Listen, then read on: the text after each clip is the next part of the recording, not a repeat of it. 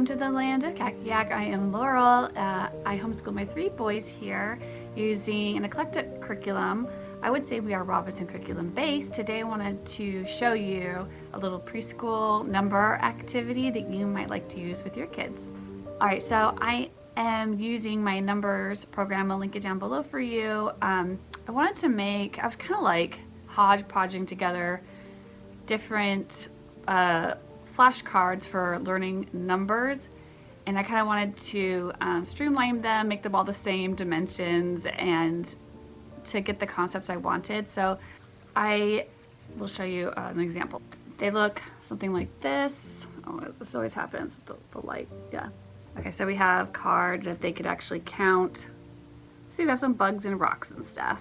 I was finding that the ones I had, they would just be all of one thing, and he would lose track of what he had counted and like double count stuff. And so we were actually having a problem, especially the higher the number, these little counting cards being all that helpful. So I was careful about how I designed them. I wanted them to be big enough and distinct enough that he would remember which ones, and you'll kind of see that. I want him to be able to identify and write tally marks. That's actually a useful skill. And eventually we'll get around to teaching him the number words. So I had one for that. So we're gonna use these for a lot of sorting stuff. Here's a higher number. I think I made these all the way up. I made these all the way up to 30. I'm just slowly adding those in. We're practicing, they're sorting, he's sorting them, I'm drilling him, we're playing memory games with them. But now they're all the same size. So now I can have him, if I'm playing memory, I can pull out all of the, maybe all of the, counting cards with a number on them, or just all of the numerals. And then a match would be maybe with the matching tally. Which right now I'm teaching these as, I'm calling them counting sticks, because we've been working with,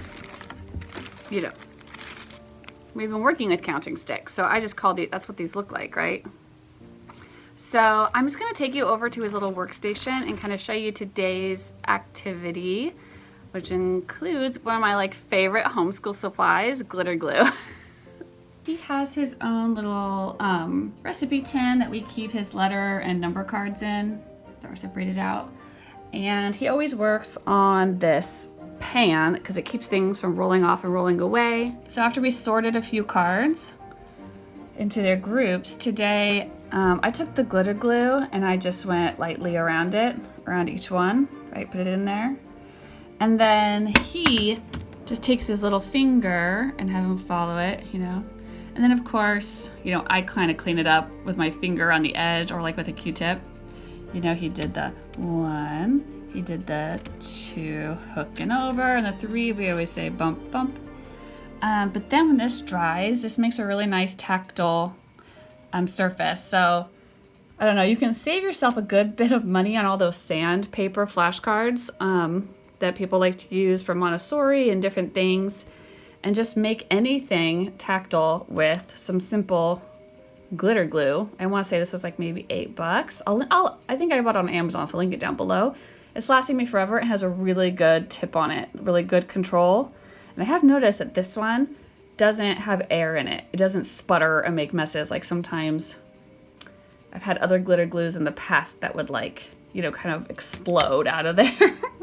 These ones are just going on nice and smooth. Anyways, and this dries, it's makes a perfect little textured surface for their fingers.